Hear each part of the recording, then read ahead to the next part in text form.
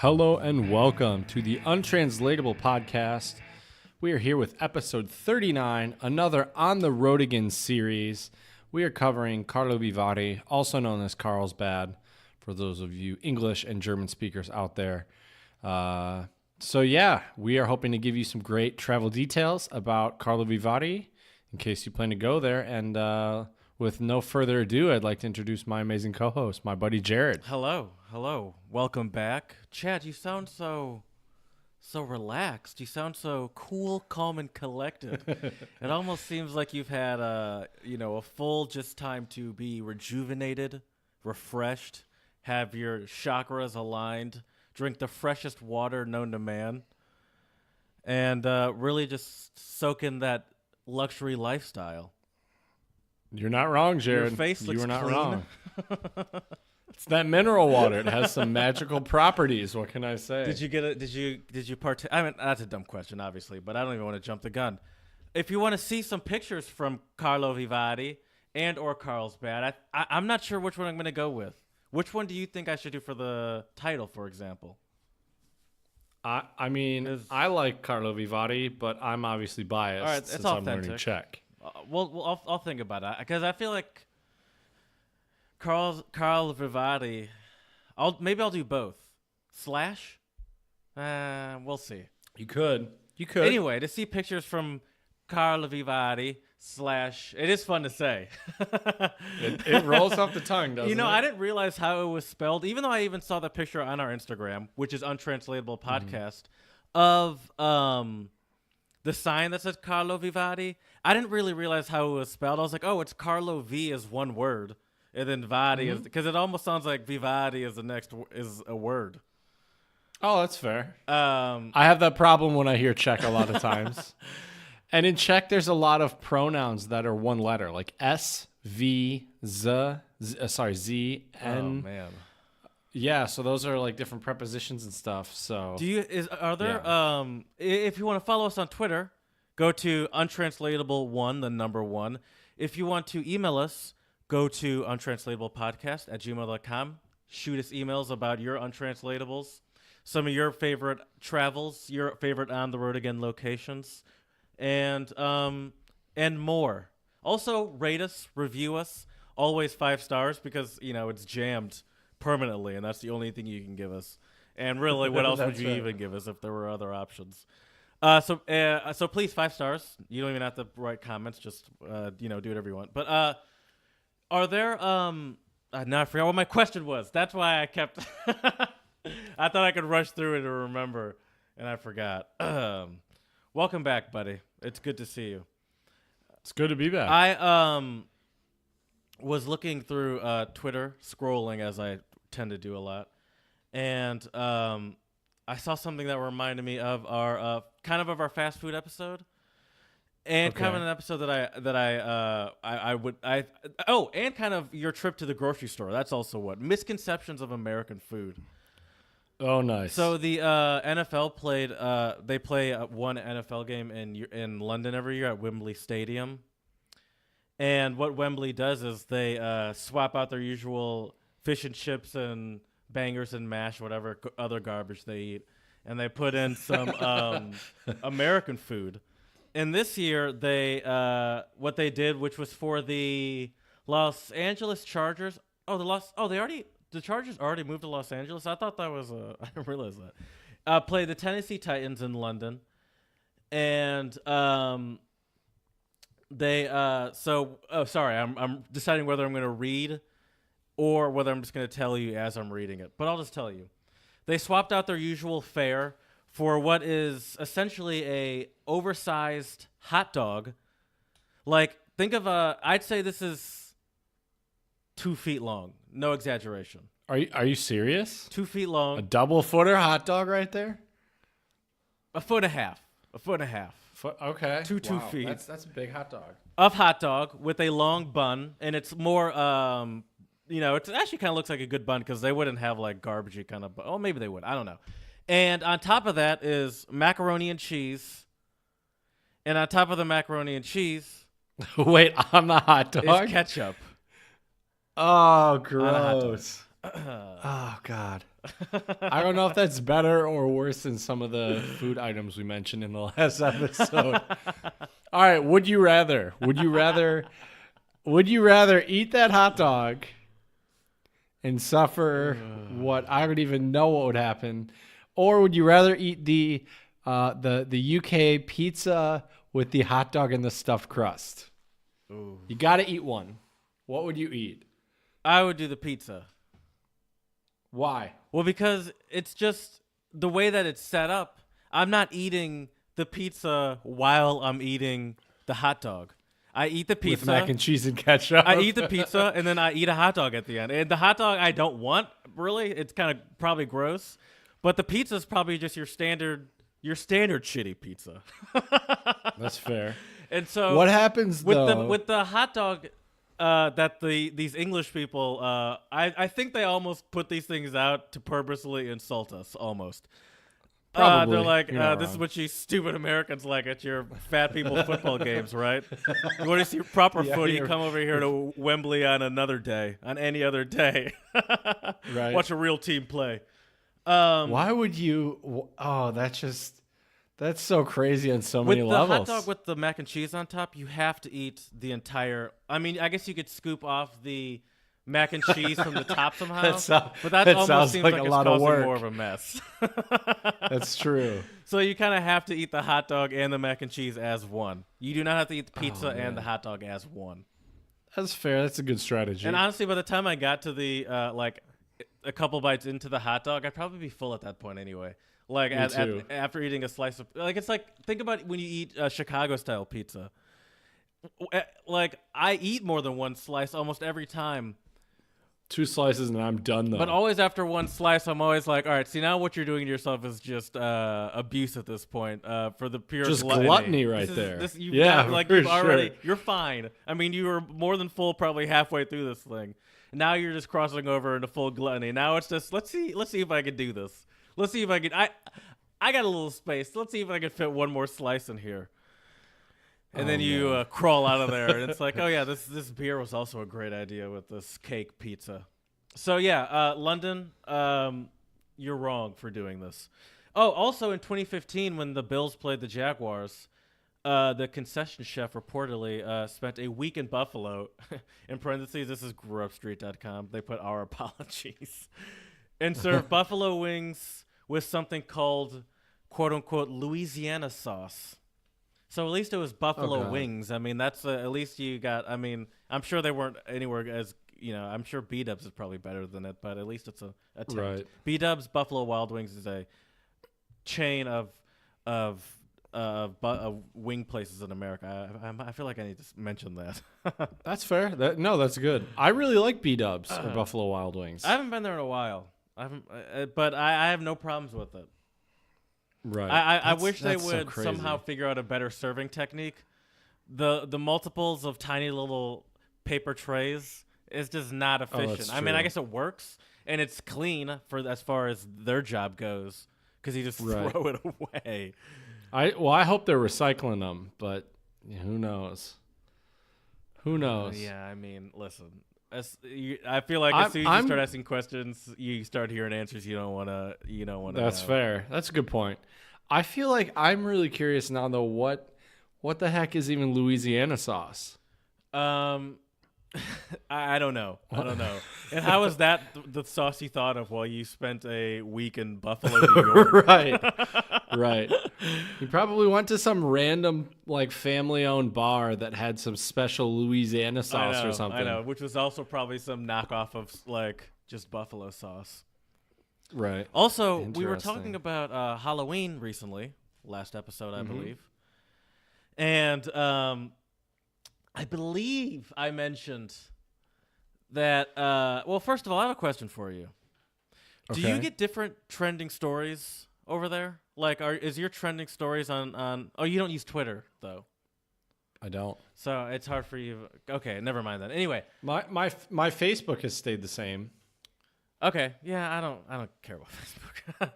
So anyway, I believe I mentioned that every year there is always someone somewhere that decides to play it risque with the costumes. And I got what one. happened? First of all, this one also he brought his kid into it, which is just like Oh, no. now I feel like the right thing to do, which I'm sure is not going to happen, is we bring CPS in and it's like, hey, anyway, first I want you to guess what the costume is. It's him and his kid? Yeah, and his daughter's next to them, but I don't think she's involved in the costume. I think her costume's separate. But he also has a daughter as well. The kid, by the way, the kid looks like he's about, I don't know, anywhere from 4 to 7. All right, I got to ask, is this a white person? Of course. Were they doing blackface? No, not blackface. That's too easy. Okay. That would be too easy. This what is the it? Untranslatable podcast. It's a little bit more worldly of a topic than blackface More would be. worldly. But A little more worldly. So is it a good type of costume or a bad type of costume? Yeah, Chad, I brought a nice, light, heartwarming story about terrible That's true. Halloween You're not costumes. me. You're not me. That's true. Okay. It's as Chad would worldly. say, before I tell you guys what this costume was, I just want to say respect and love for everyone. We'll also say this: they're in Kentucky. They're in Kentucky. Oh, is it something? More of a is it worldly something topic. negative? Did I said worldly Worldly. topic? Keep that in mind. That's a clue out there for all of our. Yeah, I I'd say there's two of them. It's a worldly topic with these two people. worldly topic with two. I know when you're going to tell me, I'm going to be like, oh, I should have got that too. I'm sure. It caused war in the streets. I'll tell you that much. It definitely caused a lot of war in the streets. These two. All right. These two. I have with no these idea. with this worldly topic. What is it? So a Kentucky father who donned a Nazi uniform and dressed his God. son as Adolf Hitler for Halloween. Oh, Jesus. Why? For a Halloween event, has apologized. Like, why even bother apologizing at that point, by the way? So Yeah, I mean, you know what you were doing. the dad Oh, dressed God. up as in the blue uniform, which I believe is like an SS soldier, maybe, or like some sort of general or something, essentially Nazi. Okay. And then the son, I believe, is just obviously they blurred out the kid's face. But I'm gonna assume I believe I saw another picture where there was a Nazi there was a like a Nazi mustache on the kid as well. Nazi, excuse me, Hitler mustache on the Hitler kid, mustache? and they both have swastikas. It's the full-on costume. This costume, by the way, looks too good. This costume looks like you got it from you keep it folded up and tucked up nicely in your basement, and you go Got it there and you're cleaned and like, I'm pressed and, I'm yeah. proud of Grandpa. This costume, I'm not even kidding, looks too nice. But anyway, I think I was not even joking about CPS. CPS needs to come and get that freaking dad and that mom taking that fucking picture. Right. Like, who thought this was a good idea and who thought this would be a fun picture to put online? Right. Oh, look at me and my son just people- going as a fun. That's so. Oh my! People, every day I think people can't get stupider, and then you tell me something like this. By the way, can I give you something here real quick? Sure. So the father initially tried to defend his choice, writing that anyone who knows us knows that we love our history and often dress the part of historical figures. I'm sure they have some great slave costumes down in their basement as well. So can I write? He on his Instagram, he posted on his Instagram because he was so proud of his dumbass. Tonight, me and my family went to the Trail of Treats at the riverfront. And I'm sure the Trail of Treats are like, why are you putting us on blast? It's like, we didn't ask you to dress up as Nazis. Also, though, I really don't like that term trail. I know treats. that sounds. I know. That almost sounds like why didn't you go as like Christopher Columbus or something at the riverfront? Right. They had a wonderful time tonight. Oh yeah, him and his family had a wonderful time and are very happy. Also, by the way, happy HASPPY with their right there. By the way, candy haul. But I. Lowercase I. I'm not even. At first, I had to wipe to see if there was like a smudge on my screen, or if no, that's a lowercase I. But I need to speak out about. All right, I'm just gonna stop calling out all the grammar mistakes. There's a lot of grammar mistakes because there's a random period there. About anyone who I'm not knows us knows that we love history and often dress the part of historical figures. Tonight, as we walked, we saw people dressed as murderers, devils, serial killers, blood and gore of all sorts. Nobody batted an eye, but my little boy and I dress as historical figures, and it merits people not only make snide remarks, but approaching us and threatening my little 5-year-old boy. That's right. No apostrophe, by the way. Tonight, grown adults threatened a child over his costume. Threatened his mom and dad as well. Well, the parents definitely deserved it. Threatened to rip his outfit off of him, screaming obscenities, scaring a small child. First off, it's none of your business. Second, how dare you? I mean, how dare you threaten a child? Me, it's one thing, but my child? You are messing with fire. I do want to thank the people who intervened. I spelled intervened wrong. And for those good people we interacted with, yes, liberalism is alive and well, and we had the displeasure of dealing with the fruits of the so-called, quote-unquote, tolerant left. Wow. All because he couldn't wear a Nazi costume. They were all just trying to wear these makeup people, these makeup serial killers and murderers.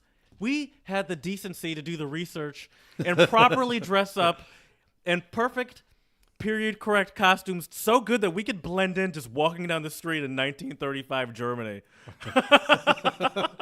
Oh, people, oh, man. Oh, my God. And I think while Glowfox dressed as a Confederate it says his last name. Well, fuck you. For Halloween last year, he denied being a racist. Well, they never are. They never are.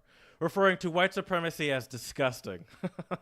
That's why I dressed up as one of the greatest white supremacists. Why would you... known to modern history. Why would you even think that either of those costumes are a good idea? I love how he says white supremacy is disgusting, as he's literally dressing up as one of the most noted white supremacists in history. Right. Wrote books about it. I'm sure he read the book many times. Can I ask you? well. Can I ask you a question? Yeah, sure. So I agree 100% with you that quirky costume. I don't know what the problem guess. is.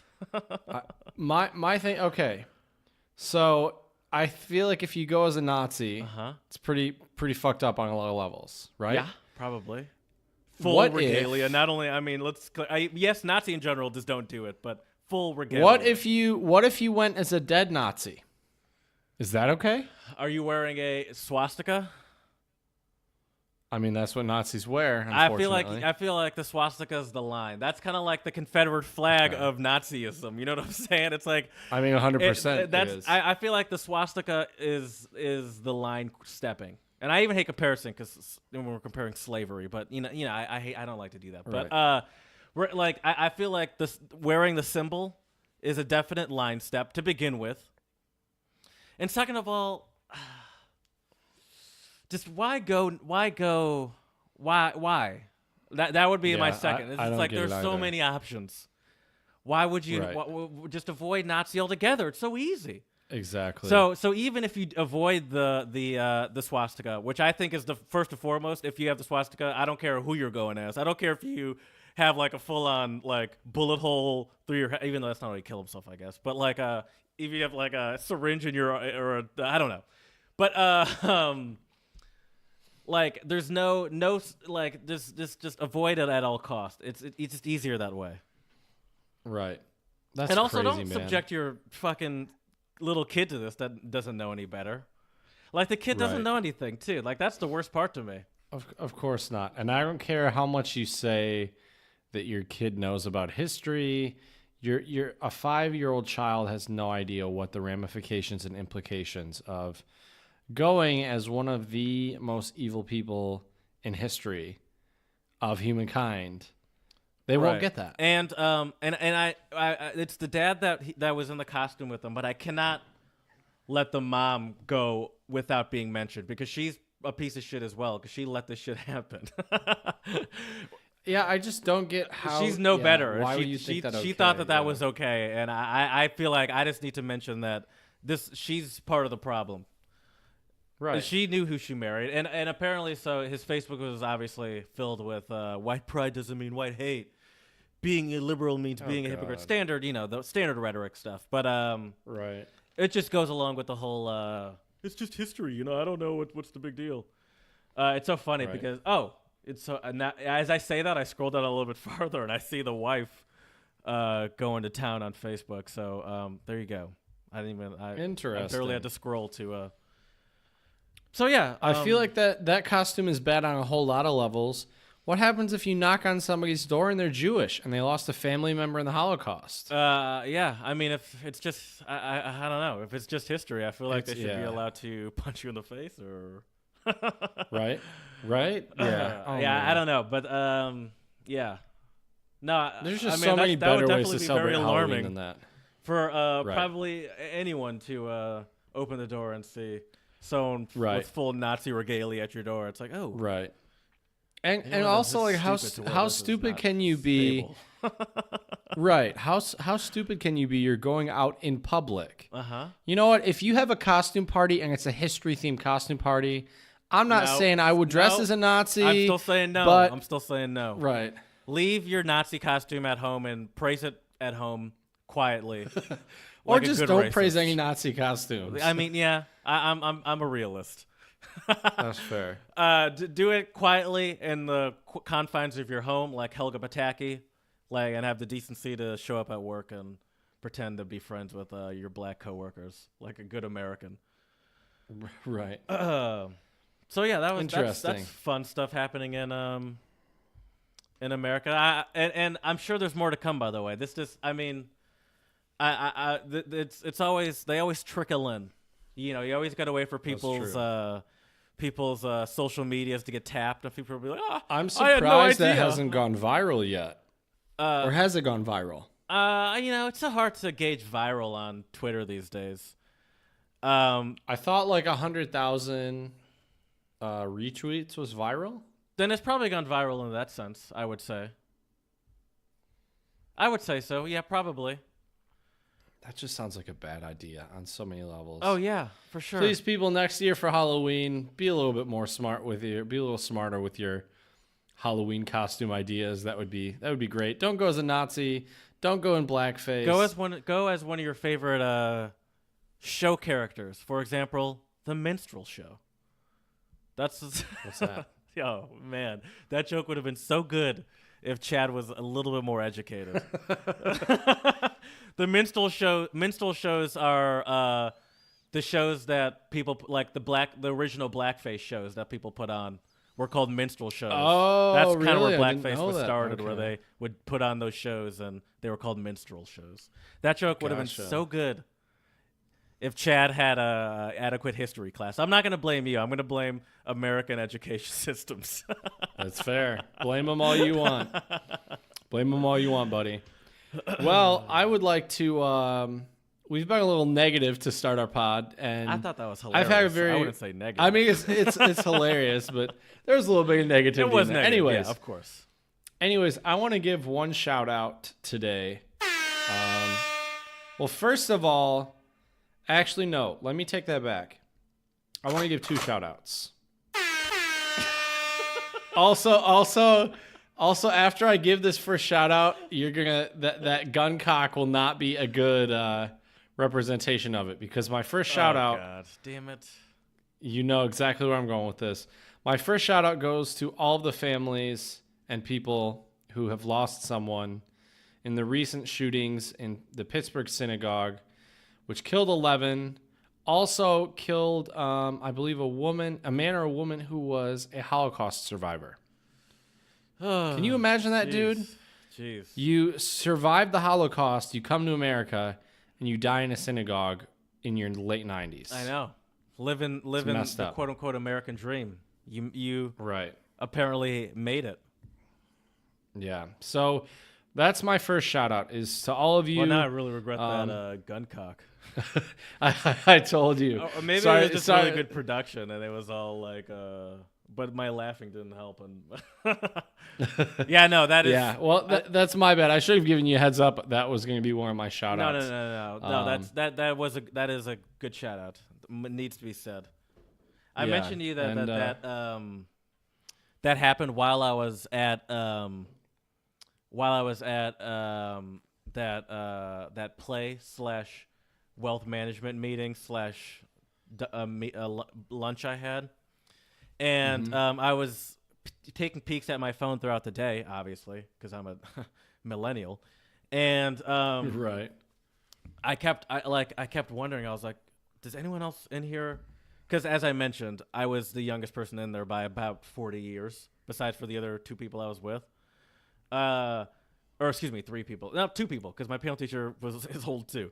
And I was sitting there just throughout the day wondering. I was like, does anyone else know that that a shooting happened today? Right, like a shooting just happened. It was, and I obviously I decided not to bring it up, but it was a very ominous feeling to just sit there and kind of know that and not be able to say anything. Right. We're living in scary times. That's for sure. I know. I mean, the thing about our now is I don't want to say. All right, what's your other shout out? My other shout out though is to 2 Muslim American nonprofits that started a crowdfunding campaign that has raised more than $125,000 for the victims of the Pittsburgh synagogue shooting. I saw that. So shout out to the Muslim American nonprofits Celebrate Mercy and MP Power Change, who were the 2 groups behind the campaign. Also, these groups are in partnership with the Islamic Center of Pittsburgh. I think it's really amazing and really touching when people of other faiths come together as a community to help out others. So I agree that's a powerful statement. It is. And it brings a little bit of light into something that is such a sad and dark tragedy. So yeah, I'd like to thank. And I think there. I almost don't even want to. I don't just keep. Never mind. I don't know. Okay. I don't know how. I don't want to. No, I don't want to make it too real. Okay. Yeah. These situations are tough. Shout outs here to these. These people. Right. So I would just like to say that I think it's safe to say Jared and I both really commend everyone who is willing to give a helping hand in these difficult times. Yeah, it's scary. It's especially. I mean, it's close to home. It's right on the other side, across the state from me. Right. Exactly. Well, Jared, in these difficult times, sometimes we need to drown out our sorrows, and a tasty beer always helps. I'm going to say pour some out for the victims of the shooting in Pittsburgh. Let me grab my my beer real quick. Another Tonewood, right? Yes. So we're back in our Tonewood series. This time we're back with this is another 16 fluid ouncer, so it's a bigger can. In America, I'll give you a little early. See, this is why this clock is so good, because even now, how does it know that I'm about to do this? Just it senses it. Well, we would call this a tall boy. Mm-hmm. And I'll show you the can. This is a Tonewood Improv. It's a double IPA, which means it's 8%. Oh wow! So okay. it is it's a strong. Oh, that's cool. It's got a light wrap to the can. It's yellows and lighter yellows, and it says improv, and it has 2 saxophones on it blowing out hops. Because the double IPA, it's obviously what it is also known as an imperial IPA sometimes, and it's a uniquely American style that is takes it's much like American IPAs, which I had before, I believe, or American Pale Ale as they call them. It's all of these. What they have in common is a just unique, very specific and unique American hops. And what makes the double IPAs or imperials unique is that they have, as you could guess, more hops, usually double the amount of hops. And to usually balance that out, they'll also add in more malts. And what I was thinking as I was doing this review is that it might be nice to pour it into glasses and see what and be able to describe what it looks like. But I honestly, I've already started and haven't done that yet, and there's no going back now. And honestly, I really do enjoy the like when I have a can. I do enjoy drinking out of a can. Cans, I think, are better than glasses at keeping things cold. It has a nice, unique flavor to the can. I kind of enjoy them. I don't have a problem with cans. So I'm gonna. So there is no color review. Maybe next time we can do that on further reviews. But since I have these cans, and I love these cool cans, because once again, all of these, except for one beer that's coming later, all of these logos have this very low budget style to them, which I like, where the label is a sticker. So if I'm showing Chad, you can see right here. You could peel that off. You could see. You really have to pick at it. It's a very good sticker, but you'd have to you could see where it, the sticker is put on and how they're not all exactly the same. And I like that kind of low budget feeling to it. So I'm gonna shut the fuck up and take a sip of this beer and do my world famous selfie attempt as I drink this beer. First of all, let me crack it. There we go. 3-tap rule. That's not true. Trying to have any. Also, what I've noticed from some of the other ones I've drank is that there's usually some sediment at the bottom. So sometimes beforehand, I flip them upside down. Yep, good call. And good call. It moves the sediment around a little bit. Gotta stir it up. Believe that. Ooh. I will say this though, Jared. Mm-hmm. I understand that you're drinking from the can for consistency purposes. However, I am actually a firm believer you got to pour that beer out into a glass. Okay. Whether it's in a can or a bottle. Well, a few reasons. One, it releases the carbonation in the beer, which is actually better for your stomach.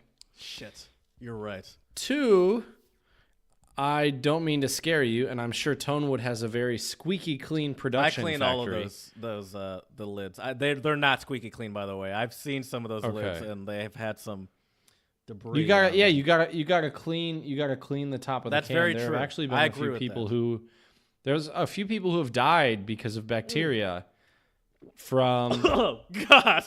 You made me there's literally a picture of me. I need to show you this picture. Yeah, it's of me doing a spit take as Chad's telling me. You need to save that one. That one needs to be a highlight of the pod. I haven't gotten a normal Just one. saying. This is so hard. But yeah, I don't know. I've always been a big fan of. I need to get farther away. That's what it is. That's fair. Ugh. But yeah, I've always been more of a fan of pouring them out into some type of glass. Oh, that's a picture. But, there you go. Nice. Oh, that's a good picture. So, you got the product placement in there and everything. Well, it depends on the can because the logos are not all in the same place like they would be if it was made in a more high-end factory. So what I would say about this beer, one, it doesn't taste like it's as strong as it is. It still has this very. Let me take one more sip. It has this very kind of almost citrusy taste to it. Okay. But it's a very full body. It's so if I were to guess what the color was, I'd say it's very light in color, but it's also very heavy. It would be thick and not see through. It's not a Pilsner style beer like that. And this tastes like the kind of beer, and it has. You can taste it. But what I like about it though is I said all these compliments I think about it, but also it takes away from the fact that this is an 8% beer. And what I like about it, and what I'm noticing now, is even though it has that very citrusy, light but full feeling to it, it doesn't let you know that, hey, don't forget. Even though I said it can get away from you, it doesn't let you know that it is an 8% beer. And by that, what I mean is there is an aftertaste that's very nice and citrusy, but the alcohol almost sits there. Like you can feel it a little bit more in the aftertaste. That like, oh, that was kind of like a alcohol-y sip I took. Was it kind of bitter? Or really hoppy? Yes. Because that's why I can't get into IPAs. They're just too bitter or too hoppy for me. I think you could like this one though. The hoppiness is in the aftertaste, but like the initial when it hits your tongue, it is very citrusy, and I think that this beer is also much like I've said with all the other ones. This has this similar consistency of being a very smooth beer. Like I don't even know if that's the proper way to say that, but like smooth in the sense that even the Freshies, which was a very light beer, had almost this and the dark beer, which was also even a lighter beer, had this very like almost like a very like it was very smooth to the tongue, and there was no like it wasn't aggressive in any sense. I like this one. This double IPA, this improv, it's definitely got the untranslatable seal of approval. I'd go as far as to say this is so far my favorite. Okay. You know, we've got a couple left, so who knows where this goes. We're about halfway through. True. This is the third beer. I guess that's exactly halfway through if I took a math class. And so far, I'd say this is my favorite. The second would be the Freshies. I enjoy the Freshies very much. But what I liked more about this one is that this had similar lightness qualities to the Freshies. However, it's also fuller bodied, more flavor. Okay. Heavier, you know, so I like a little more alcohol because, you know, I like my alcoholism to be efficient. Everyone, that's fair. So you I feel like you know my taste pretty well in terms of beer. We've drank one or two beers together in the past, I would say. Yes. Which beer do you think would be my go-to out of these three? I'd say probably the Freshies because it's the least hoppy of the three. Okay. Do you like dark German beers?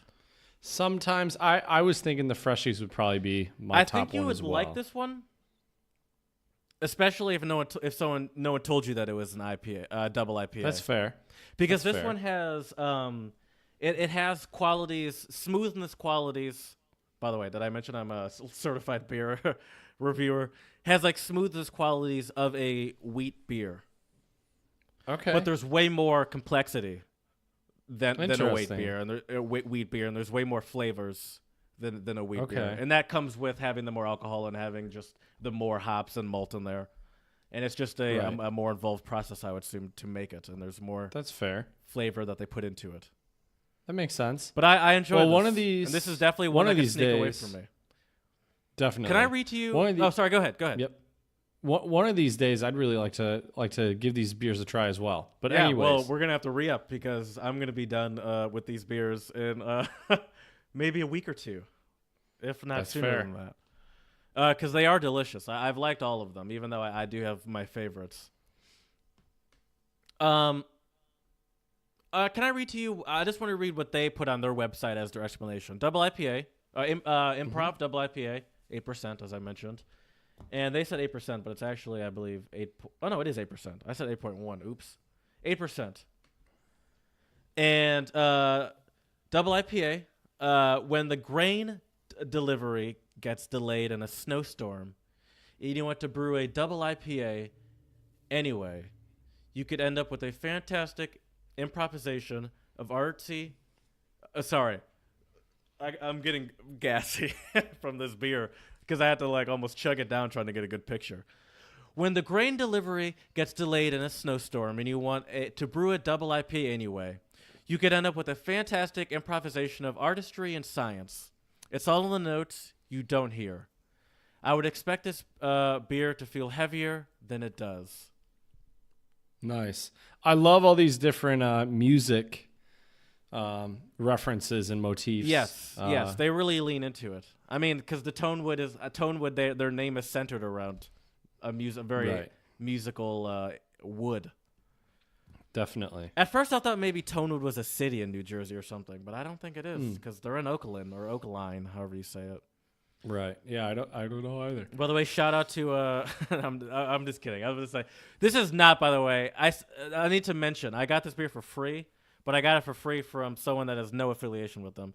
So this is not like Tonewood doesn't know us, and they don't know us, and they actually have sent some pretty nasty emails. No, I'm kidding. That's not true. But they don't know us.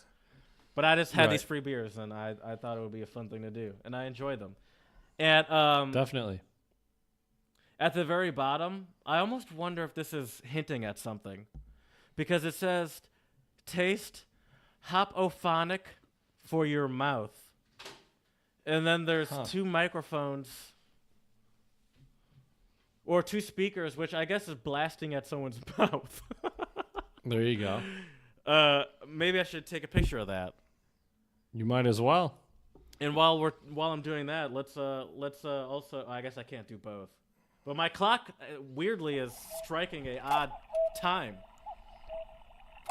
Well, thankfully, Jared, I think I know what time it is, and I can help you with that. Okay. So my first untranslatable for this episode, I have 3 Czech ones for you, since I should have probably done a German one as well, because Karlovy Vary used to also be heavily populated with a lot of Germans.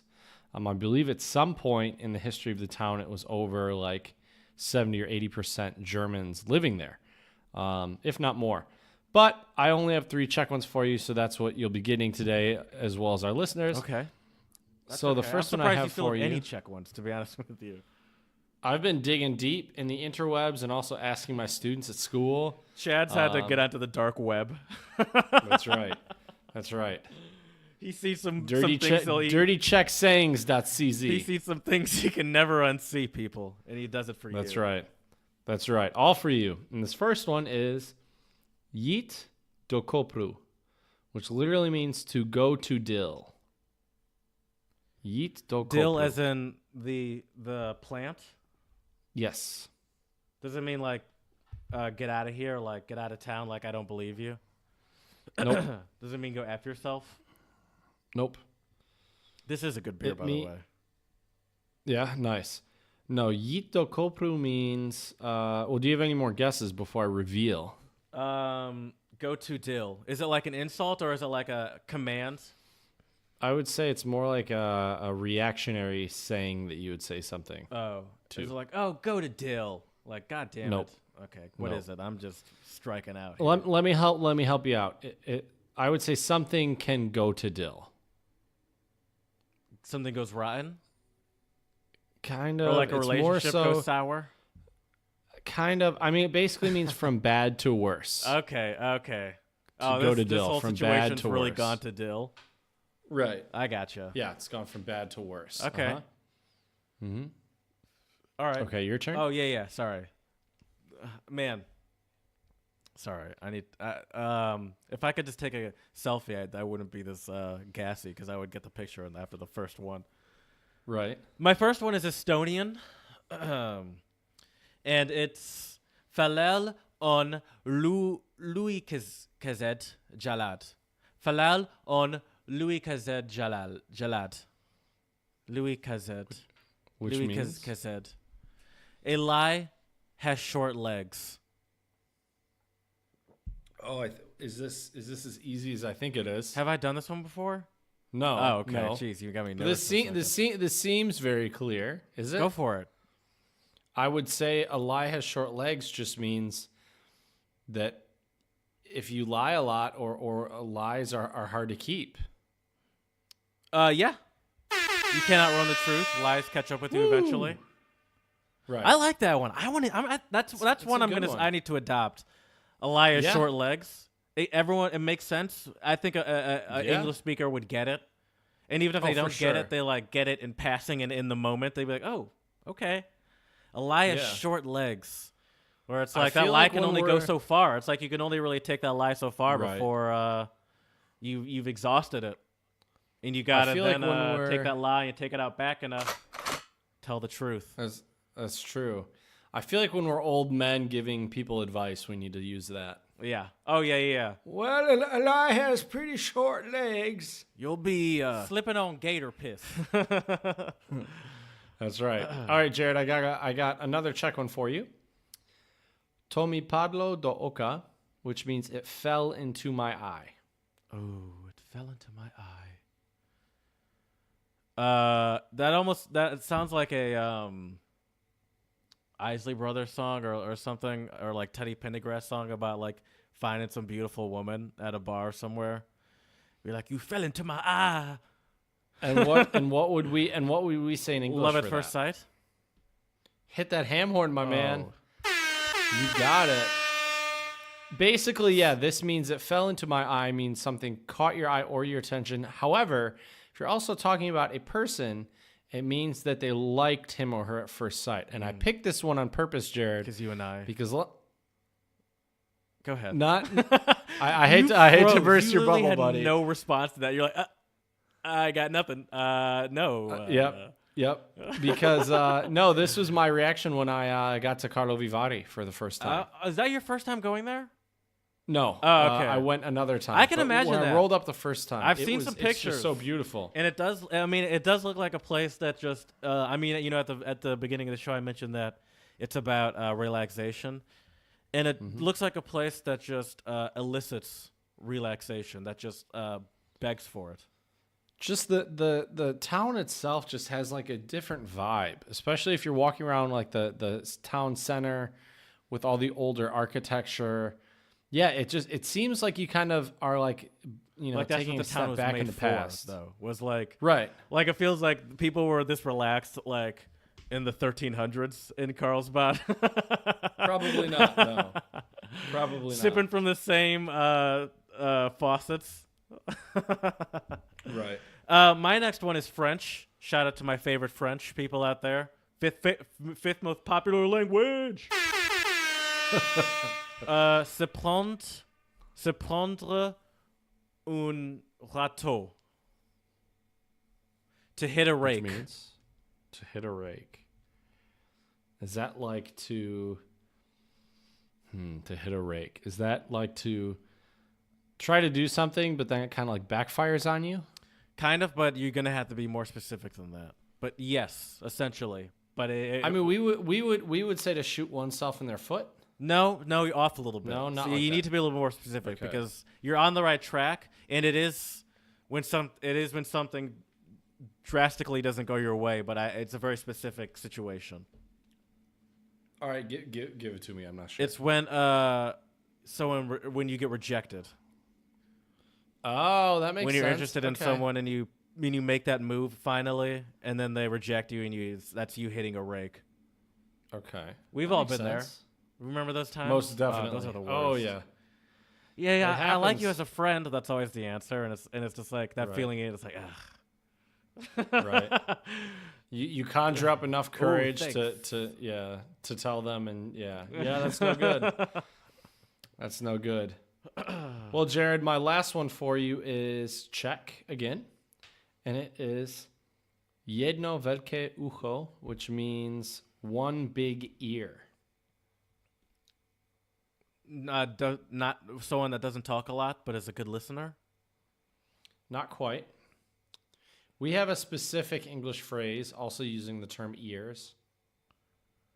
One big ear. I'm all ears. Hit that ham horn, my man. All ears to these ham horns, baby. You know, if I were better prepared and a better organizer, this is the one I would have started with. This is the untranslatable phrase I would have started with, and I would have given you a great segue like this. Yeah, well, you know, I love this. You know, this Tonewood Improv is a great beer. I love their. I love that they stick to this music theme. This beer is delicious. It's full-bodied, and anyway, so I guess that means speaking of beers, let's move on to our untranslatables. My first one's Croatian, and it's Biti Zadnja Rupa na Sviralali. Ooh, fell apart a little bit at the end, but I was powerful. You came in hot, and then Savarali. Severali. I'm sure that's slurred better. I just don't have that. Severali, probably something like that I can't do. You'll get there. I'm sure I won't. Nope. No, by the way, that's spoken like no one ever say that. Spoken like not like a true polyglot. Anyway, to be the last hole on a musical instrument. Is that like your last choice, right? See, once again, you're teetering. Your last you're teetering. option, You're your teetering last... a little bit. I need a little bit more specific. It's a little bit more personal than that. To feel, it's kind of like, for example, we have something very similar to it. Very similar. Think about if you're on a date, and that one person that you hit a rake with didn't show up, so it's you and your two friends, and their girlfriend or boyfriend, and then it's you. Are you third wheeling? Well, I said two couples, so. Oh, five wheeling. I don't know. Fifth wheel. All I was saying was the fifth two couples, wheel. so just add another. The fifth wheel. Just add it up a little bit. Yeah, so it's essentially the last hole on a musical instrument is the fifth wheel or to be unimportant. See, I don't know if you're the right person to ask for this, but I didn't know the last hole on the musical instrument was unimportant. I thought they all made different notes. I am not a wind or brass player, so I'm the wrong person to ask they're that. definitely there's no unimportant note or hole on there's no unimportant hole on a trumpet, that's for sure, on most brass instruments, because there's only 3 to work with to begin with. That's fair. That is fair. Well, Jared, we mentioned this is an On the Road Again episode. It is. And let's talk about Karlovy Vary a little bit, or Carlsbad. First, before I get into it, do you have any questions for me? You always ask me such good questions. Well, the first obvious one is what made you because this was a kind of a spur of the moment trip. Yeah. What made you decide to go to Karlovy Vary? I'm just going to say Carlsbad because I might switch every now and again, but my main one is going to be Carlsbad just because for conversation's sake. Because every time I'm going to trip over my tongue. Karlovy Vary. My dude, you say whatever you want to say. Okay. But the main reason By the was way, I had he was in Carlsbad, Czech Republic, not Carlsbad, New Mexico, not Carlsbad, California. Correct. Thank you. Yes, which is why I've been calling it Karlovy Vary. That's fair. But anyways, anyways, don't do that in New Mexico. Right. Anyways, I went there because I had the day off from school. It's only an hour train ride, and I paid 35 crowns for my train ticket. So which is like $1.50. Yep. So it was a nice little train ride. Did you go there by yourself? The weather yourself? wasn't perfect. Yeah. Okay. Nice. Look at that. Oh, that's nice. Sorry. Yep. But it's such a beautiful place. I had to go. The weather wasn't perfect, you said? No, it was foggy and kind of sprinkled a little bit, but there are a lot of just cool things to see in Karlovy Vary that it's worth going to even if the weather's not perfect. Right. So did you make a point to see things that you haven't seen before? By the way, what have you seen before? Well, let's start with that. Don't even forget what I just said. Yeah. Well, basically, I made sure to walk around more like some of the trails because there are a ton of trails in Karlovy Vary. That was on. I have a list of things to do in Karlovy Vary, and one of them is the trails. It's almost a requirement if you're even gonna, like they're saying, don't even bother with this whole wellness thing that we're talking about if you don't take part of the trails, because that's part of it. Right. Oh yeah. It seems like the trails are beautiful. It seems like they're very serious. Sorry, I keep cutting you off, but I did a lot of research. And I did a lot of research, and what I quickly found was there's really only a couple things to talk about. One of the main things being spas and water. They take wellness very seriously, and it seems like they have a very serious regimen that they believe in and follow, all based around this water. Like it all starts with the water. Oh yeah. But there is a regimen that they've made around this specific water that they have. And you'll notice when you go to Karlovy Vary, one, there's a lot of tourists, and you can tell that the town is, a lot of the industry is based on tourism. Yeah. So you see a ton of shops, a lot of touristy shops. Right. There are a bunch of different spas. Tourists? I feel like there'd be a lot of European, but not a lot of Americans. I don't know a lot of Americans that are that familiar with Carlsbad. Not a lot.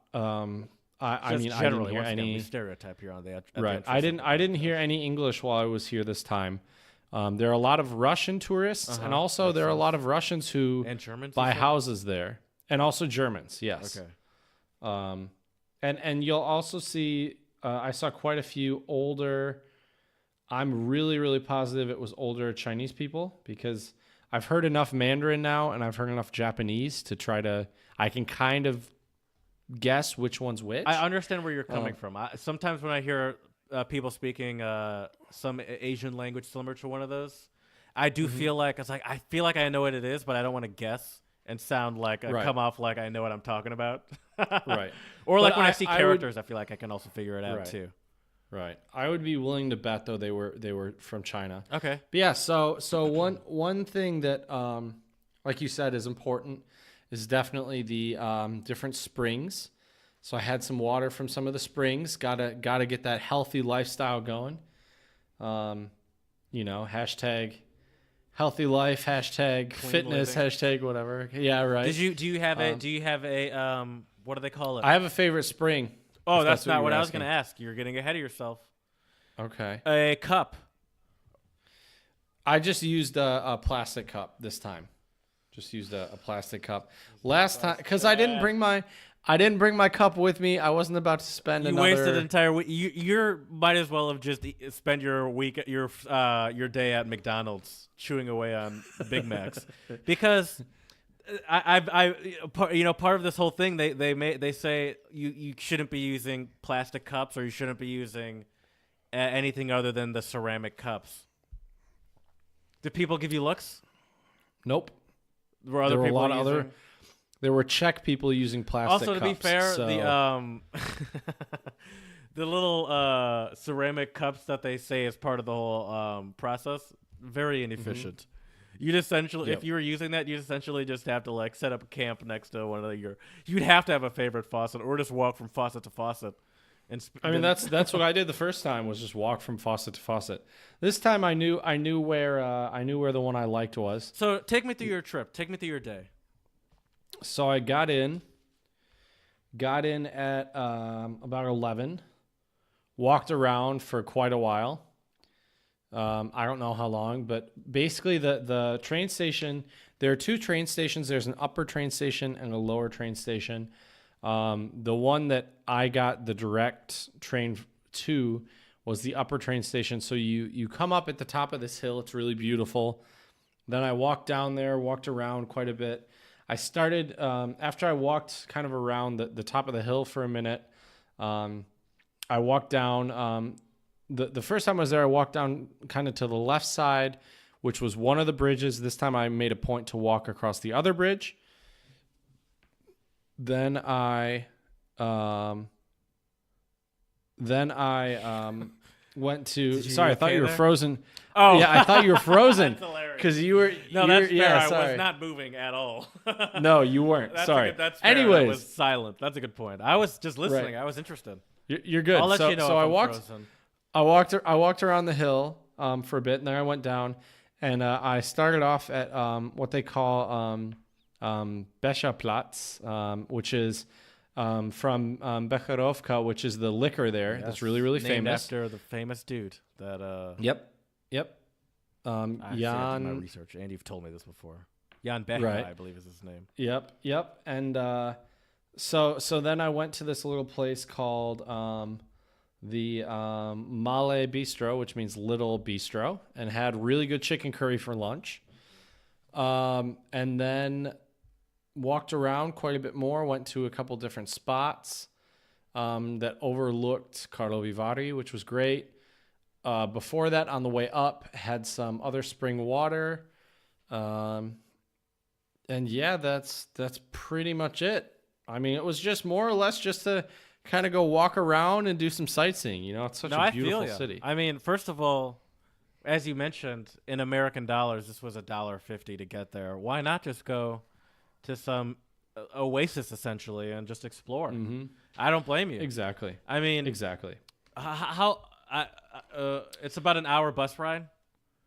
Train ride. Train but yeah. ride. Okay, so there's no way you could bike there. I mean, you could, but you can't. Oh, that'd be a long. I'm not in that kind of biking shape. One that's could. for sure. You can't. Mm-mm, mm-mm. My first question was obviously, what do you like about it? But I would like to answer that. It seems like what you like about it is just how serene it is. I mean, it almost, like we were talking, when we were talking, I believe during work-life balance, we were talking about how, we've been on some great vacations and we've never come back feeling relaxed or refreshed and ready to go back to work. It's usually coming back more tired than you left. And Karlovy Vary seems like an outlier on that. It seems like that's a place where you could go there, especially say you got a lot of things on your mind. The Untranslatable Podcast has been on your mind a lot. You just need a place to get away for a moment. And it to me, at least, even just looking at pictures on Google, it felt like a place where on the train ride back, you'd almost be like, it's good to almost like not falling asleep, but just like head leaned back on the train, just listening to a song similar to what we'll mention in very very shortly. It just like it made me really just want to go there, and almost made me want to it made me excited for On the Road Again we have coming up very soon, meaning next episode. And what I like about that so much, which I'm not there yet, so who knows, maybe I won't like it. But what I tend to like about that so much is I'm driving there, and it's about 9 hours, and I love that. And that's about the cusp for me right there of of a road trip, especially by myself. And what I love about it is it's just ultimate time to zone out, no one to interrupt you, or it's essentially. I love driving too because it's as me who's a scatterbrained person, it's a great way for me to like my brain, the scatterbrained part of my brain that just needs to be doing something with my hands is focused on driving, and then I can kind of just relax. And that's I feel like I could get that also and save gas and save the environment just by spending the day in Carlsbad. And there's also a lot of so did you never consider any sort of spa treatment of any sort? That never crossed your mind, of even like a massage? Yeah, but I'm on that teacher budget, so massages are not, dude. You just told me it cost you $1.50 to get there. Get out of here. I'm sure you could afford a massage. Maybe. I didn't look into it, to be honest with you. One thing I'm planning on doing in the future, next time I go to Karlovy Vary, is I do want to check out the beer spa, because that sounds really interesting. It's basically, from my understanding of it, you get in a bathtub with a bunch of hops and other things. And then that's there that happens? They have one in Prague, and I've heard about those before. I didn't know that was in the Czech Republic. And then there, at least some of the beer spas, they have a tap right next to the bath, so you can tap as much beer as you want. So, and that's where they get you too, because the tap probably has like a counter on it. Well, I don't know. I think it's all inclusive. Oh, okay. I think you pay one price. If it's like if it's a resort, it's probably all inclusive. Yeah. I was thinking of like those bars in Europe where they have like a tap at each table. And it seems great until you get that bill, and it's like, ooh, right. A little liberal. Yeah, with that's those, a little different. Pours. but there's a couple things though that I'd like to give our listeners in terms of suggestions if they ever make their way out to Karlovy Vary. Number one, you have to try oplatky, which are like these big, face-sized wafers. I've seen that. And I would goofy suggest picture of you with. I think there might be a picture of you in one of our clips on Instagram. What are in those things? Tell me about those things. It's just a wafer, and then depending on the flavor you get, they have a different filling. So now I have tried chocolate, hazelnut, apple cinnamon, and nougat. And I got to tell you, man, apple cinnamon by far number one, without a doubt. Is it like a It's like a really thin wafer with something in the middle of it. No, I would say it's the consistency of like kind of what's in between wafers and cookies. But it's a little thinner. Okay. It's in our video on 9th of October about you liking to be a tour guide and me hating being a tour guide. That's there you go. A picture of you with that picture in your.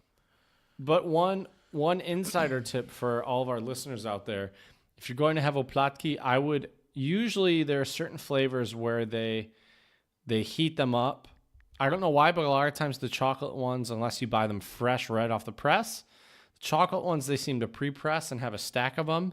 The other ones, like the apple cinnamon one I got, Probably was because like they're more hot. popular. Yeah.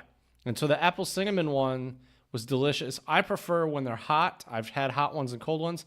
Also, I want to tell all of our listeners where to go because there are a lot of places that say they have the original oplatki. And there, I will tell you the place to go, Jared, is right across from, they have 3 different colonnades, which a colonnade is the I saw that place. word a lot, and I never fully figured out what it was. Colonnade, yes. So a colonnade is basically just an area where they have the spring water is where the colonnades are. Oh, so And it's so like there- that just means that there's a faucet at a colonnade? Yes. Okay. Well, there's multiple springs. but Right, yes. okay. So, A place so, to get so water. yes. And so probably some of the most famous colonnades are the Mill Colonnade, the Market Colonnade, which sometimes is also called the Wooden Colonnade because it's wood. There's also the Freedom Spring Arbor, and then also the Hot Spring Colonnade, which is actually inside a building, which is kind of interesting. And if you go inside the Hot Spring Colonnade, which I was in today, they also have a couple little souvenir shops and a place where they sell really, really cool glassworks. And glassworks were a very important part of Karlovy Vary history. So check that out. But so the place to get the oplatki is right across from the Market Colonnade or the Wood Colonnade, or if you speak Czech, it would be the Tržní Kolonada. Parada. That's the legit original. Yep. Not one of these fake ass imposters. Yeah, so they're pretty awesome. Okay. I like so that. I would say that's where you should check out the oplatki. If you're paying more than 10 crowns for an oplatki, you're getting scammed by a tourist place. Did you get an oplatki when you were there? Oh, yeah. Do you have a place, or did you have a place while you were there? Because, this was a solo relaxation trip. You weren't trying to, really discover anything or do anything. That was kind of the opposite of the point of the trip, it seems like. Yeah. Did you have a place or some sort of park somewhere where you posted up for a bit and relaxed, sat outside? The weather wasn't that nice, though. I guess you couldn't really sit outside. I mean, I sat inside the one colonnade that is the let me see the name of it. Oh, do they have Just like the Hot buildings Spring there that Colonnade. you can go inside of? Yeah, the Hot Spring Colonnade is like a modern glass reinforced concrete building, Oh, okay. but it has the hot springs in there. Okay. So yeah, I thought they were just outdoor faucets. So, well, colonnades all have a roof over them. Oh, like historically? Yeah. I took a couple pictures of them, so we'll have those up so our listeners can see what they look like as well. Yes, please. Because they one of the colonnades is like more of an old school kind of neoclassical architectural style. It's really cool looking. And then the other one is wood, and it's more like a kind of like a Swiss architectural style. Then the other one's like a more modern concrete and glass building. But yeah, and I would suggest trying all the different springs because they all are different temperatures, have different what's the word I'm looking for here? It's like a different combination of minerals in the water, so they taste different. My favorite is spring number 8, which is called the Václav Spring. So that would be my suggestion, and that is in the Mill Colonnade, which is this beautiful, like neoclassical building. So I've got to assume that there are some of these colonnade tours throughout Carlsbad that you can hire or go on. I don't know if they have. I've never seen groups of tours. I think people just walk around them. I can imagine that being a great thing that maybe you don't even have to do all of them, but something that like one of the resorts. I'm sure there are plenty of resorts out there, and I can imagine that the colonnade tour would be a great thing. Where it'd be like, say, also especially because part of the whole process of being there and having this wellness thing that they offer is hiking and walking around a lot of movement. So I think it would be interesting to have, say you were at some sort of resort and they said, if you just want the full shebang bang package, what we'll do is you get up at some ungodly time, like 6 a.m. or 5 a.m. or something stupid like that. And we walk you to colonnade number 3, and you start your day with a glass of colonnade number 3, and then you go back for an early morning yoga, then a steam, and then you go on a walk through the blah blah blah forest to get to colonnade number 7, and then you take a jug of colonnade number 7 and drink that as you continue your hike through blah blah blah blah blah blah blah. And then you come back and we give you a light lunch, and then you go back and you get some more. You go on another hike through and you get some more water at colonnade number 12. Come back, we serve you a dinner, and you get and then you go out after dinner before your dessert, and another colonnade. Come back, get dessert, and then they serve you say water from another colonnade right before they give you a nighttime massage, and then you go to bed, or then you go and have sex with your significant other. There you go. Sounds like a great spa weekend. I think that would be a great thing for a concierge to figure out. Hey, Karlovy Vary Resorts, hit me up. Not Chad, because he was laughing at me. Hit me up, Jared, and we can make this happen. That's right. That's right. I thought that was Let a me good tell idea. you. Let me tell you one thing, though, that sadly I didn't get the opportunity to enjoy that I was really hoping to, which actually two things were the Karlovy Vary Museum and also the Becherovka Museum. Because it was Monday, both of those were closed. It was a holiday, too, wasn't it? Not today. Today's just a school holiday. Oh, okay. Okay. Yesterday was the holiday of celebrating the anniversary of the founding of Czechoslovakia. So, this is not your first time at Carlsbad. But so have in any of the times you've been there, have you participated in any spa-like activities? It doesn't have to be massage, steam room, Just unless you consider drinking the spring hot water. tub. No. Nope. Not yet. You need We'll get there. I feel like that in itself shows that you need to relax, just let go a little bit. Oh, trust I'm me, sure that won't be my last time going there. I feel like you've got a lot of tension in those shoulders, Chad. A lot of secret tension because you're such a nice person. But I feel like there could be a lot of tension in those shoulders. Putting on that smile all the time could be painful. It can be. Let me tell you, buddy. Let me tell you. But yeah. Chad's crying. Anyways, right now. You guys can't see it, but there's tears. That's true. Streaming down his face. You caught me. But no, you should check out the colonnades. Like I said, eat some oplatki or the big wafers. One other thing that I didn't end up doing because I hiked on the other side of Karlovy Vary is you have to check out the Diana Historical Lookout Tower. I've heard about that. Yes, the observation tower. Yeah. Did you do any hiking? Like through any woods? Did you go through like any woody? I mean, area? I went up the trails up the hills. Oh, nice. Okay. So kind of, yeah. I wouldn't say it was like hardcore hiking like what a German or a Czech person would consider hiking. Are you? But you right. I mean, it's not like you weren't. You didn't. Yeah, it wasn't. Didn't have my inline poles. Your alpine hiking ski poles. Yes, thank you. Yeah, didn't have. Are those you with me. familiar with the 10 Commandments of Karlovy Vary's drinking cure? No, please enlighten me. The thermal mineral. This is number 1. The thermal mineral waters of Karlovy Vary should only be imbibed after having consulted a qualified spa physician. Did you? Did you? Nope. Strike and by one. the way, some of this might sound like a joke, like that first one.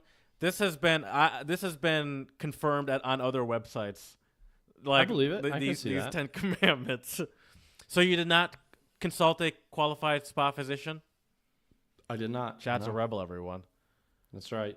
Chad just said, damn it, I didn't have my soundboard up. Chad just said, Mama hoo hoo. I can figure it out. I got it. Whatever. That's right. It's just water. Number 2, water should be consumed at the springs in order for the drinker to feel its full medicinal effects. Mm-hmm. Did that. Use only the widely available. Oh, this is where I heard this. Traditionally shaped porcelain or glass cups. Didn't do that one this time. Yeah, I know. That's where I got that from. Do not smoke or drink alcohol. Secondhand smoke is considered to be just as harmful, by the way. Did you smoke or drink alcohol? I did not. At all on that day? Not even The one day beer. before? No. This is my first beer actually Okay. of the day. Okay. And by the way, in Chad's time, it's what, 1 a.m. right now? Yep. Chad's Doing it for you, people. Chad's a trooper. Do you have school? You don't have work tomorrow, do you? Nope. Oh, okay. Nope, Number 5, combine the drinking cure with light physical exercises such as walking. Yes, you did that. Check that bad boy off. Try to remain in a relaxed, peaceful state of mind as much as possible. Did you do that? 100%. Do you think so? I would say so, yeah. What did you have going on in your headphones? Did you have headphones in all day or no headphones? No. Even better, I I only would had headphones. say. I only had headphones in on the train. Okay, because To I and probably from. have headphones on all day, and I'd probably say that you're probably better off having no headphones and really sucking in the serenity that is Karlovy Vary.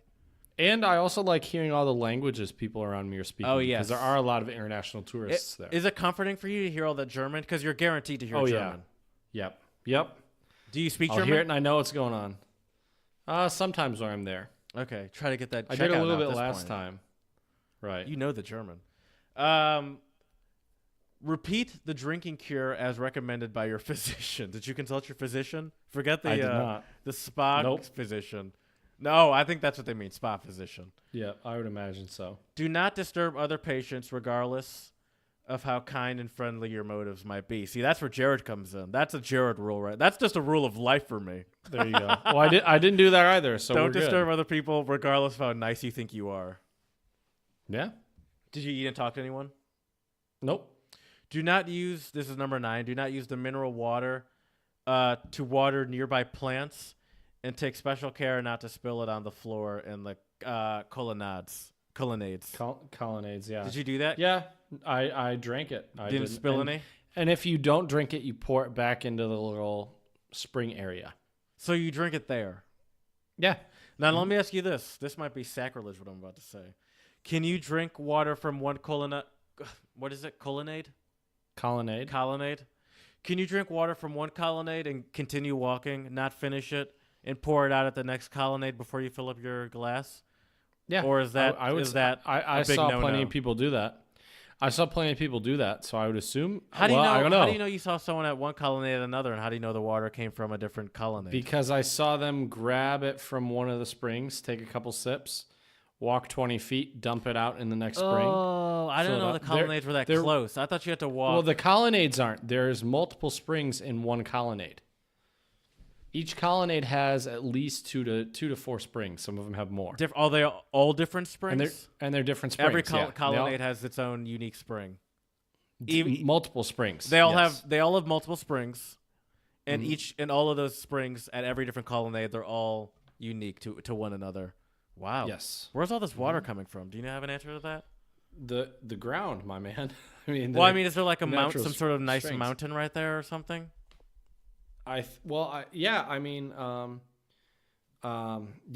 say so. I would. That means he doesn't know, but he's the name. Trying to. No, I don't remember the name of it, but that whole area is like a hot spring area. I mean, they're just naturally there. Okay. Hey, listen, I'm an idiot. Give me a break. And number 10. Oh, I already said that. Oh no, I didn't say that. Number 10. Do not touch the spring stand or pipes while taking water from the fountain. Did you touch them? Nope. I don't believe Nope. that. Just held my cup under there, my plastic Does it just water bottle like a does good it boy. just constantly flow? Yeah. Okay. So you don't have to like hit a faucet or anything. I love that. Yeah, it's pretty cool. It's pretty cool. And you can notice differences, I assume, like because I'm sure there's the taste drastic is completely different in mineral yeah. content, and you're you like me are a Your Mom's House fan with Tom Segura and Christina Pajitsky. Have you seen when they had the water sommelier on? No. Well, they've had on a couple episodes. They've had a water sommelier. I believe he's Dutch, actually. Okay. And I wonder if he's been to Carlsbad, because maybe that seems like where if you're gonna claim to be a water sommelier, it seems like the place to go. Right. Yeah, I would agree. I would definitely agree. These are answers we'll never get. These are questions we'll never get answers to. So, also true. Thanks for asking. Do you know what some of the benefits of the water is before we move on? No. You did no research of. You just drank this water haphazardly. It's like, fuck it, let's chug some water. I was told it was healthy. I'm gonna believe. Well, let me tell you what that water has done. Did you drink a lot of it? Not a lot of it. Okay, a little bit. It. I was gonna make a joke. And be like, "Oh shit!" But I had no response to no, not a lot.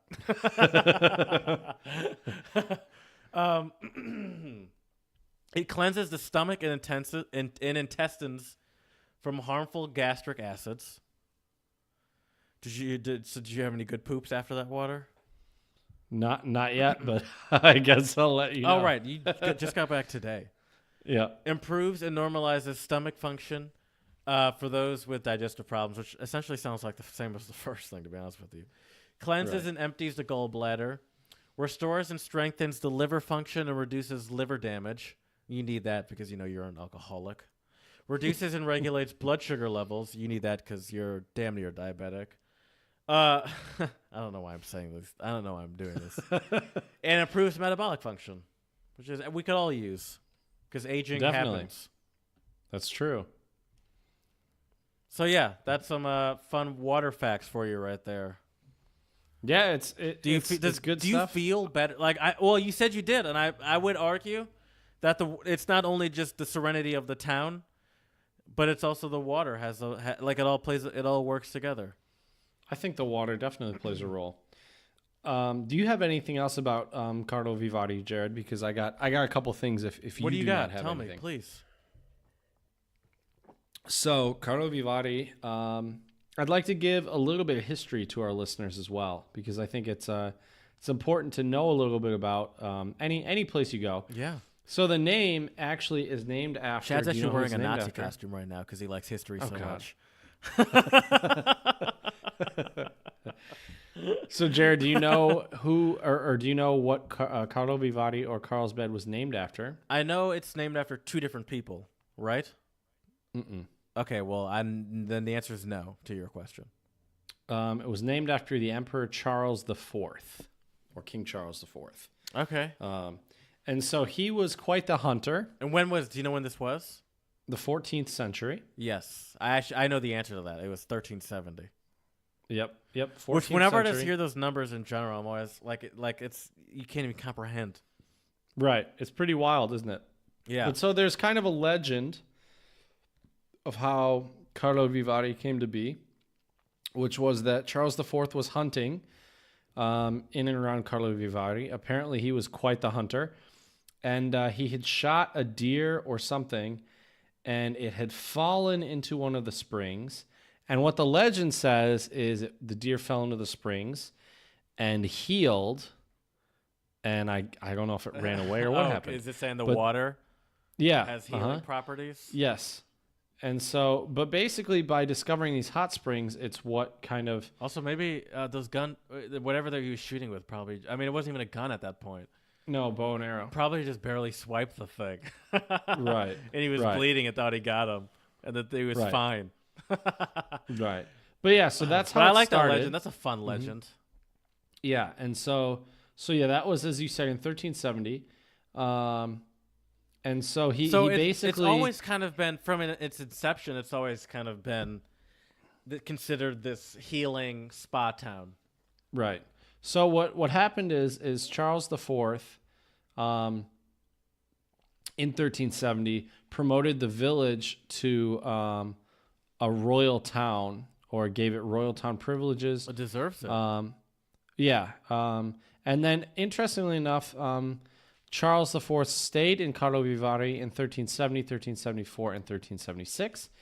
Then in 1401, King Wenceslas IV confirmed all town privileges to Karlovy Vary, which just gave the town the right of asylum and status of an open town without fortification. The spa town's special position was strengthened by the privilege of peace and ban on carrying weapons in the town. So kind of interesting. Sadly, no, you just keep going.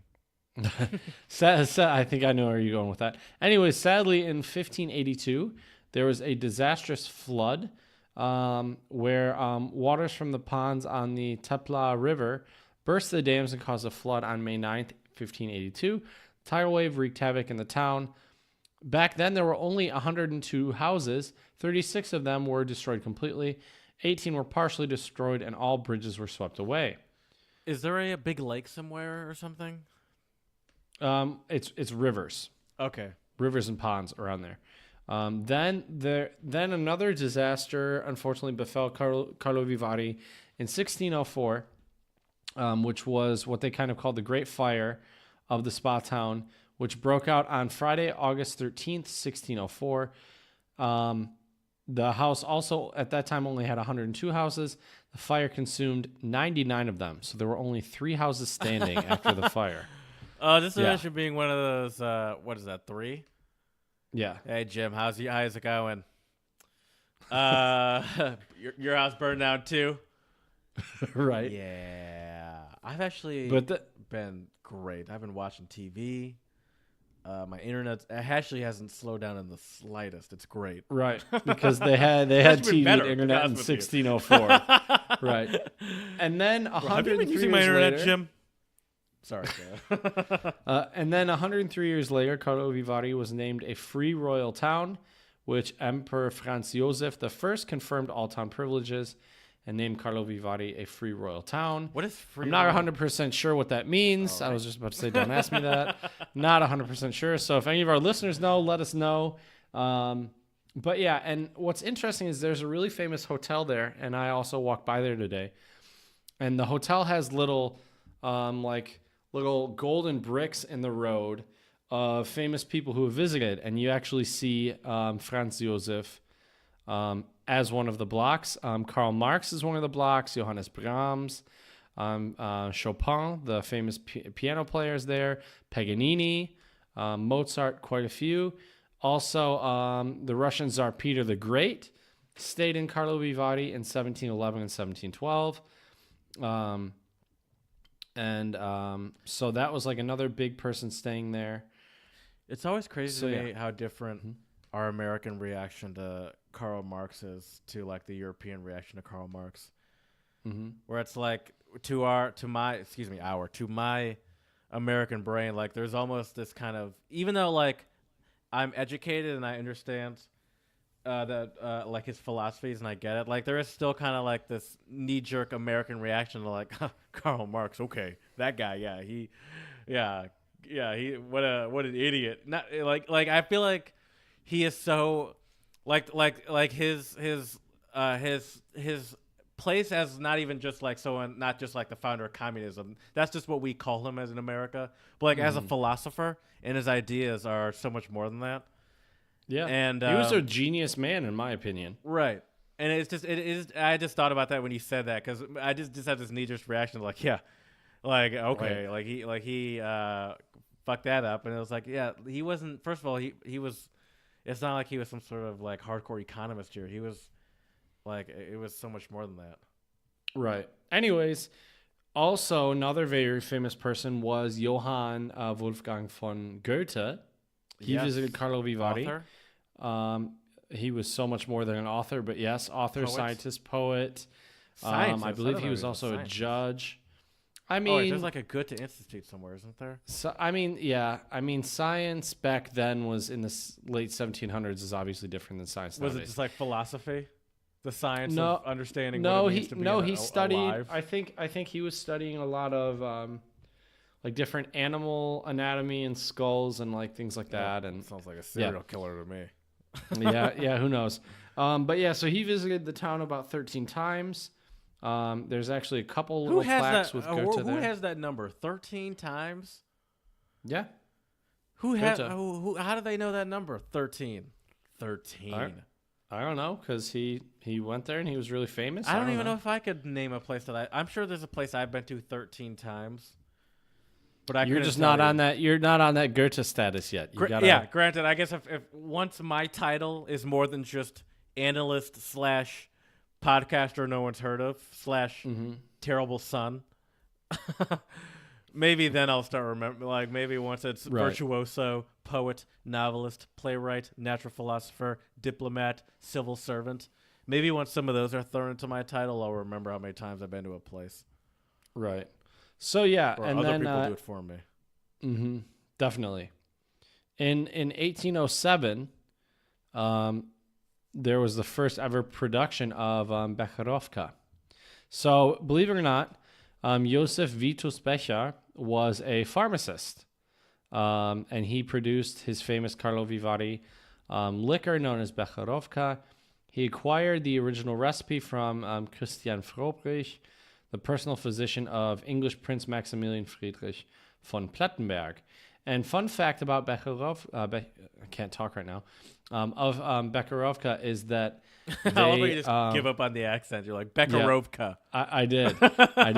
I'm tired, my man. What can I say? Anyways, what's interesting is I think only 2 people actually know the actual recipe and ingredients.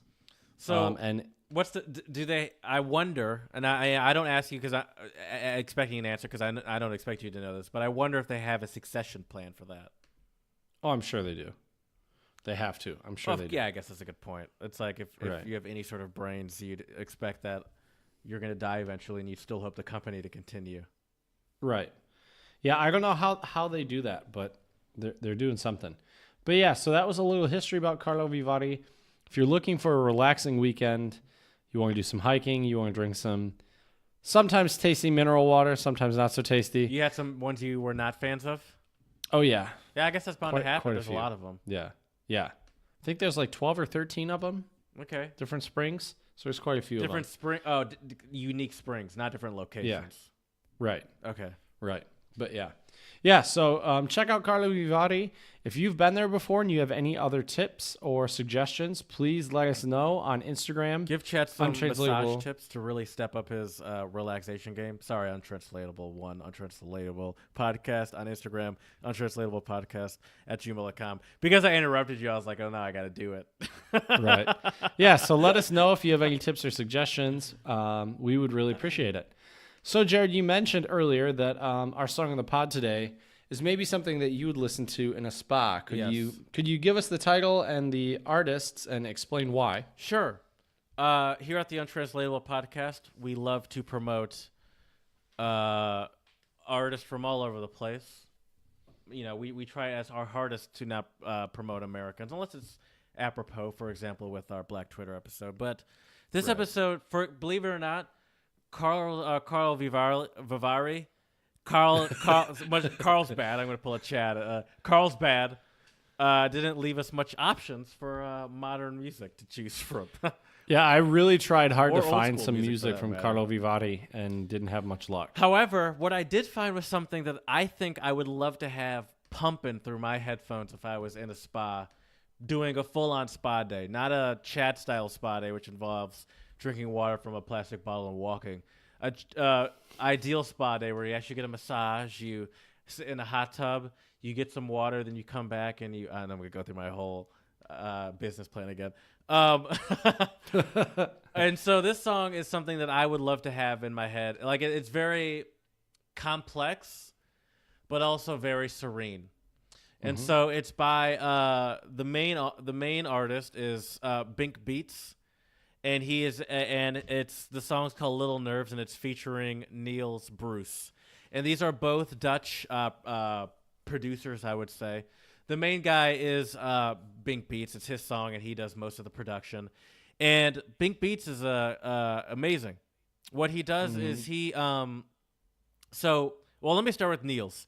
Niels is just playing a keyboard. Now, I'm going to say just playing. I'm not downplaying what Niels is doing because he's a very good keyboardist.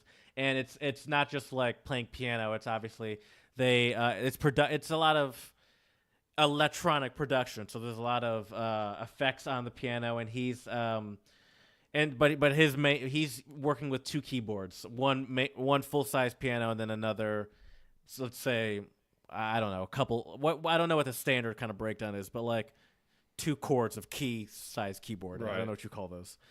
I'm not a producer. I think one of them's a synth, maybe, or an organ. Probably, yes. Probably a synth is what you'd call it. And then just essentially what it is just enough keys to make the sound, but not enough to have all the I believe what it is that level of variation, but just because what a piano is the constant repeats of different of the same 8 keys, eight notes, not keys, but 8 notes. And so so usually what one of the smaller pianos would have is maybe 1 or 2 different octaves, so you could at least play within that and then make changes on that. So anyway, Niels is using that, and then Bink Beats is the real mastermind behind this thing. So what he's doing is it starts off with him. What's the first thing he's playing? I don't remember the first one. What was the first one? It's like a weird electric drum set, isn't it? He's not playing that. He has an actual drum set in front of him, though, like a simple one. Yeah, but he's hitting like these weird cymbals that I'm pretty sure are like electric. Okay. All right. I don't remember the exact order, but let me just go through. I watched the video. And I've noticed this is very similar to the FKJ and Masigo Tadao song. I'm obsessed with the live production thing. And what it does for me was it's like I'm a sucker for that. Like watching that high end production, and like it really shuts up those people also that are like oh, that music is just people on their laptops. It's like, no, this is still legitimate artistry and legitimate musicians having to know time, having to know keys, having to know key signatures, and like all the standard things you have to know to be a musician. Like just because it's and so I do like to see that like it's even not even just to like yell at other people, but as a reminder to myself that this isn't just like you typing in what the time signature is in GarageBand or whatever Fruity Loops you use, and then just putting stuff in that will automatically adjust to the time signature you set. Like they have to stick to this stuff themselves. And so some of the things that Bink Beats plays to make this full production, and also what I like about it is, I'm going to interrupt myself one more time, is it requires having this level of production and having to doing a lot. It requires live recording of multiple different sections. And so what I like is it also requires a natural build-up, like what most songs have. Is because what it requires is at the beginning is for him to get, all right, let me get the things in the background that I want to have going the entire time, get those going, and then once those are going, I'm going to start working on something else that I'm going to change around eventually, but it's going to stay on for a while. And so like I do like that it also requires it's a natural build-up of a song, and it has like that sort of arc of a natural song. And so some of the things he plays, and I'll finally list the instruments he plays. Ratchet, drums and tambourine, bass guitar, glockenspiel. I'm so excited to say that one. A train horn thing, like it's one of those air horns, like like one of those old-fashioned horns you hear at. I wish I had it on my soundboard. It would make a good soundboard. But one of those old-fashioned horns you hear at like a train station, like an air horn. Not like an air horn, not this kind of air horn. Like one of those horns that people could also blow through their mouth, where it's like train's coming to town. There, I did it. Obviously, keyboards, cymbals, and then another obvious would be the loops, and then various effects and little machines that I don't even really know what they're fully called, but then various synth machines that just I've seen them before. Because I listened to the Hannibal Buress podcast, and the producer of it is what I love about the Hannibal Buress podcast is that what I hate about it is that they're inconsistent as shit, unlike the Untranslatable podcast, which is here for you every Monday and Thursday on every platform you could think of. They come out like once every like month or 3. But anyway, the producer of it is a legitimate DJ, so he has like just the widest variety of toys that they plug in and play with on the show that no really normal podcast would have unless you're like a DJ that actually uses these things. And so it's a lot of weird sort of synth things that that they play around with. And it's cool to see them applied on an actual musical level rather than just watching. Even though it's fun to watch Hannibal Buress and his producer play around with them, it is interesting to see how they'd actually be applied with time signatures. Right. It's quite a trip to watch the video. Oh, for sure. Yeah. It really is. Yeah. Yeah, because Bink Beats, I mean, once again, I hate to downplay Niels' involvement, but Bink Beats is really just like watching him play with his feet, play the hi-hat and play a bass guitar while playing his bass, playing the hi-hat and bass drum with his feet while playing a bass guitar. Just watching that is mind blowing. It's just like it's almost kind of like a mind fuck where it's like it's something that you don't expect to see, and it's like you can't even really comprehend like that. Like putting those things together, it's like that doesn't go together. Like you should be able to do that. You should be able to play this part of a drum and then a bass guitar at the same time. I've never seen that before. Yeah, I don't know how he does it. Yeah, but it's fun to watch and check it out and listen to it on our Twitter, Untranslatable 1. It's there. And enjoy it. It's long, but it's worth it. It builds up, and it's just great to watch. I feel bad. I really feel bad blabbering on as I watch Chad yawn in front of me because it is late where you are. I honestly feel bad now. As I was waxing poetic about that song, in my head, I was like, "Shut up, Chad." No, you're good. It's a great song, and I think you definitely did it justice. Thank you. Check it out. Yeah, it's a fantastic song. Little Nerves by Bink Beats featuring Niels Bros. So check that out. You said that like a German.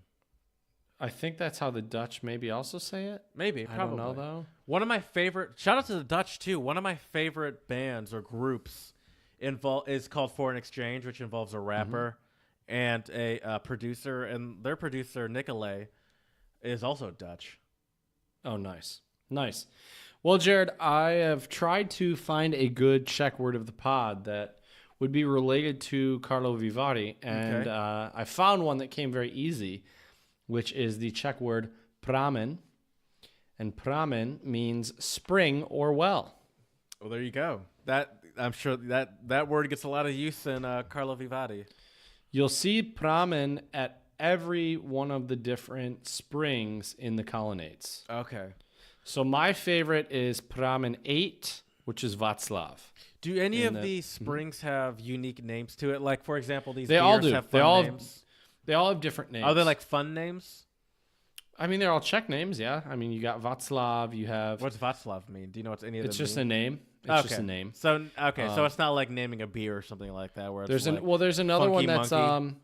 There's another one, though, that's the Svoboda Spring, which means freedom. Okay. That's cool. So yeah, they have completely different names. But yeah, so check those out. We hope you enjoyed our episode on the road again for Karlovy Vary.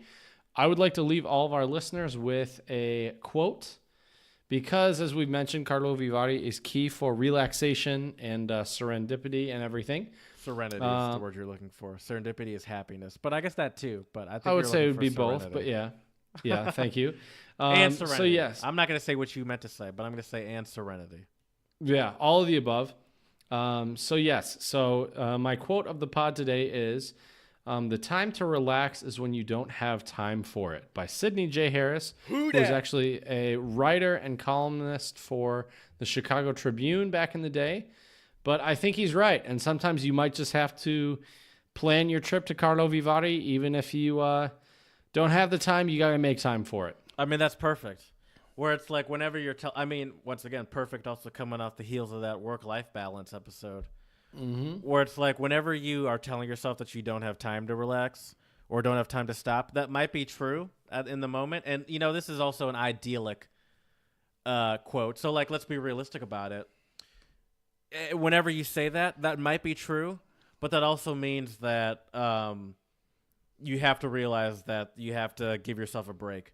And if you're telling yourself that you're too busy to relax, that probably means that I need to remind myself that this sort of like excessive work needs to have some sort of expiration date on it that I set and allow myself time to relax and refresh myself, which is a great place to do it in is Karlovy Vary, Czech Republic.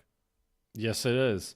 So we hope you guys all at some point have an opportunity to get some little R&R in Karlovy Vary, Czech Republic. It's very beautiful.